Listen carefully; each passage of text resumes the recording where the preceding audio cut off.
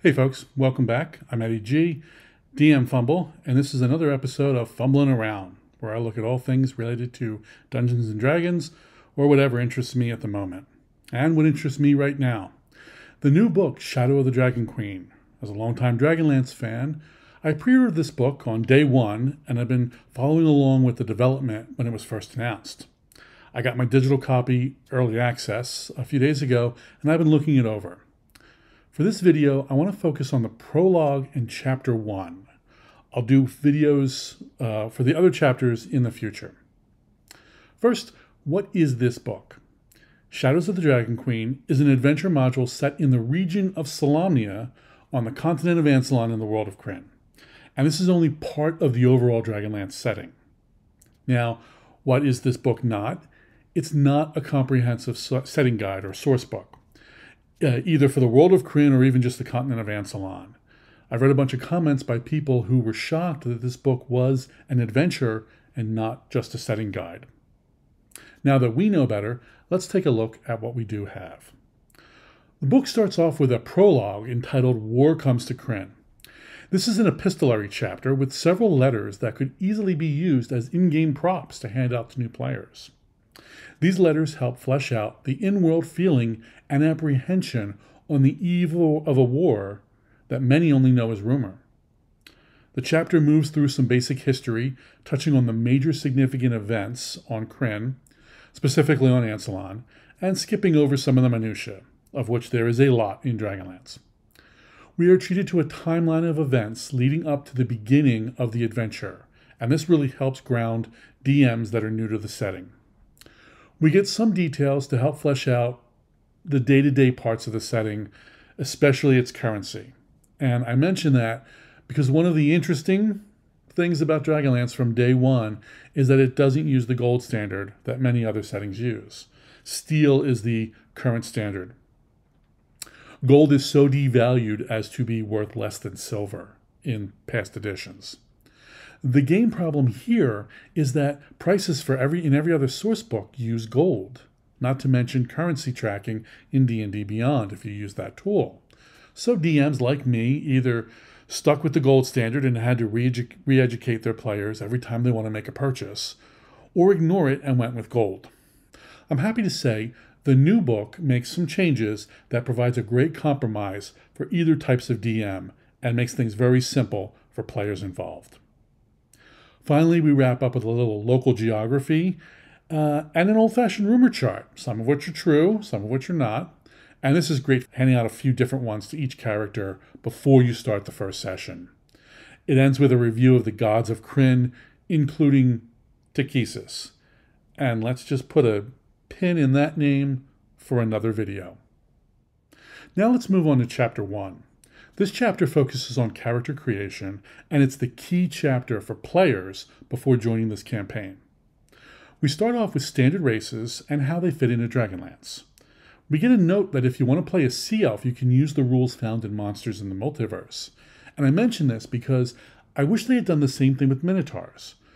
Minotaurs are a race native to Dragonlance, and you can easily leverage the mechanics offered in Monsters with just a few changes to the lore. This section ends with the idea of people from beyond, those that are outside the Dragonlance and Krynn setting. I know some people are adamant that there are no outsiders on Krynn, but it should be noted that Dragonlance Adventures, the OG sourcebook, all the way back in first edition, also includes information on outsider characters. The only thing this section is missing is an explicit call-out regarding the expected races and creatures not found on Krynn, like halflings and orcs. Luckily for you, you can check out my previous video on races and creatures of Krynn for just that discussion, and I'll include a link in the show notes. Next, we have the only new race detailed here, the Kender. I like what they did here, including sidestepping the kleptomania issue that previous editions assigned to the race. Considering WotC's recent content insensitivity problems, not including a mental health disorder as a delightful racial quirk was a smart call. Next, we look at two organizations that are unique to Krynn and that you would expect to find in this module, the Knights of Solamnia and the Mages of High Sorcery. Instead of being a class or a subclass like in previous editions, Both of these organizations are described through backgrounds, albeit the new background design that includes a bonus feat. This is a feature that we've seen in some later products like Strixhaven and Spelljammer, and one that seems to be the probable default in 1D&D. I really like the idea of knighthood as a background, because now many different classes can possibly be knights. We see some of these recommendations, including barbarians and even bard classes that could fit into this. Two things that we don't see from previous editions. One, squires going on a quest to earn their knighthood.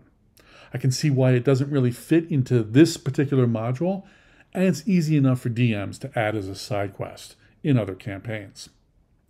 Also, if you wanted to serve one of the higher orders of knighthood, you had to serve in the lower ranks first and work your way up the ladder, as it were. Now at 4th level, you can go right into the highest rank, although there are benefits of spending time in the lower orders. Again, it's very easy for DMs to house rule this process. For the mages of high sorcery, we get a similar treatment, including the initiate feat at 1st level, and then another one at 4th level that is supposed to represent their chosen order. Unlike previous editions, which only had one arcane class, the wizard, 5e includes warlocks and sorcerers. So the creators tweaked the name of the organization from Wizards of High Sorcery to Mages of High Sorcery. I've read plenty of grognards having fits over this name change with the openness of other class types in this organization. Meanwhile, this grognard doesn't see any problem. So I guess that makes me more of a stan. I like it because it opens up more story potential, and I always see that as a good thing. And if you don't like it, enforcing it at your table is very easy to do. Next, while we do get a brief mention of the test, the deadly final exam for an apprentice, no details are provided. And to be fair, most previous editions didn't provide much detail either. The Towers of High Sorcery book for 3.5 edition provides a whole chapter on this topic. I'll include a link in the show notes. Lastly, unlike previous editions, we get no mention of the moon's phase on the casters aligned with it. For example, if you're a red robe wizard, you would align with the red moon, Lunatari. And if the moon was full in the sky, you would gain certain benefits to your casting. If the moon was not visible, in a new moon state, you would have penalties on your casting. Unfortunately, because of this moon phase caster relationship, DMs would be required to track adventure time down to the day and positions of all 3 moons, since each of them had their own period, and there are synergy benefits when multiple moons are aligned with each other in the sky. This creates a lot of bookkeeping work. On one hand, you lose some of the mechanical flavor with it not being included in this setting, but on the other hand, you do save a lot of paperwork. You decide for yourself what you want to do. Finally, we end this chapter with the new Sorcerer subclass. I'll admit I don't play Sorcerers, so I can't comment too much, only that since Sorcerers are a new class, it's nice to give them a 5e style connection to the setting, and one that also can be leveraged across other settings. The text explicitly calls out ways that this can be applied to Forgotten Realms and Eberron. And if you've made it to the end of this video, please consider doing the whole like and subscribe thing to help the channel grow. And if you want to follow me on social, I'm DM Fumble, drop that final E, on Twitter and Instagram. Thank you for watching.